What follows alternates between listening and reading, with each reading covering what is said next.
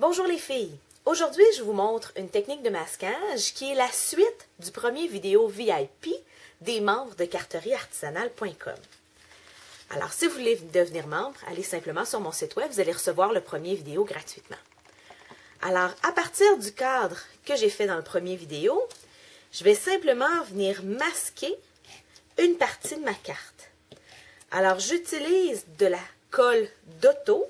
C'est une colle qui colle un petit peu comme un post-it. Alors, c'est pas vraiment collant, mais ça sert à tenir en place mon cadre.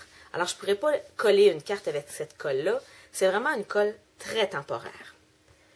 Et je vais venir par la suite utiliser le jeu d'étampes French Foliage, qui est en français même si son nom est en anglais. Et je vais venir étamper plusieurs images sur mon cadre et dépassant du cadre pour qu'on puisse les voir sur ma carte. Alors, une fois que je vais avoir retiré mon cadre, je vais seulement voir une partie des images étampées. Alors, je viens me faire un cadre et je vais utiliser plusieurs images du jeu d'étampes pour donner de la diversité à ma carte. Alors, je vais venir simplement changer d'étampe en restant dans le même jeu d'étampes.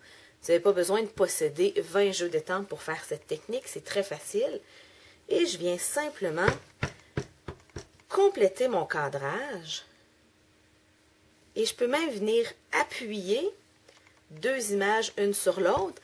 Ça donne un effet plus naturel de feuilles tombées au vent.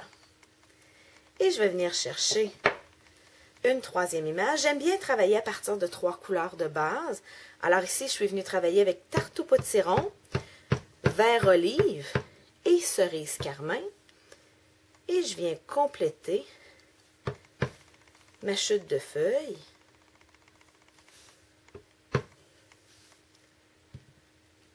avec mon cadre.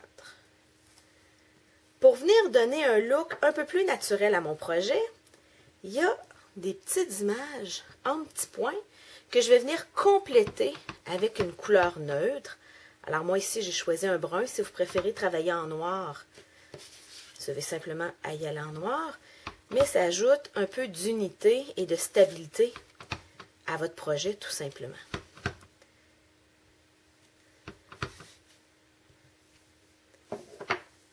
Une fois que j'ai étampé mes images, je vais venir compléter mon masquage avec une éponge à étampage. Quand vous les achetez, elles sont rondes, mais moi, je suis un petit peu gratteuse, alors je les coupe en morceaux pour pouvoir en avoir 10, ce qui me permet de faire plusieurs couleurs avec une éponge. Alors, je viens chercher le même vert que j'ai utilisé pour mon feuillage, qui est vert olive, et je viens simplement compléter le cadre pour venir mieux définir le cadrage de ma carte. Alors, faites attention pour ne pas finir de façon très abrupte ici au centre. Alors, il faut vraiment faire un dégradé et essayer de faire plus foncé sur les côtés pour qu'on voit bien la démarcation de votre projet. Alors, vous faites le tour. Tout simplement, j'aurais pu choisir de le faire en rouge, j'aurais pu choisir de le faire en orangé. Moi, je voulais simplement avoir une base verte. Et je me retrouve avec une carte qui nous dit absolument rien comme ça. Mais pour voir la technique du masquage, on a simplement à retirer le cadre. Et comme vous pouvez voir, il n'y a rien d'abîmé sur ma carte parce que mon cadrage était collé avec de la Dotto.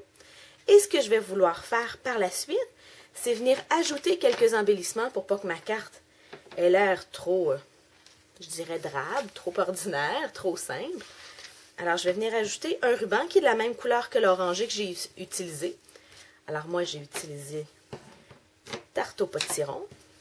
Si vous avez des questions, si vous voulez vous inscrire aux prochaines vidéos gratuites que vous allez recevoir par courriel, n'oubliez pas de vous inscrire comme membre VIP sur carterieartisanale.com.